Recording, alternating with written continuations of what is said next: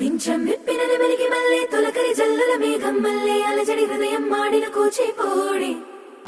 రంగుల దిద్దిన బొమ్మకు మల్లె కవితలు వద్దిన పుస్తకమల్లె సంతోషంలో ముద్దుగా ఈ అమ్మాడి ఆరారు ఋతువుల అందం ఒకటిగా కలిపి వింతలు ఏడు పక్కకు జరిపే కొత్తగా పుంతలు తొక్కెను ఈ అరవిందం అమ్మమ్మో తాండవమాడే కృష్ణుడి నుండి వేణువ గానం తీయగ పండి రాధకు ప్రాణం ఉప్పొంగే ఆనందం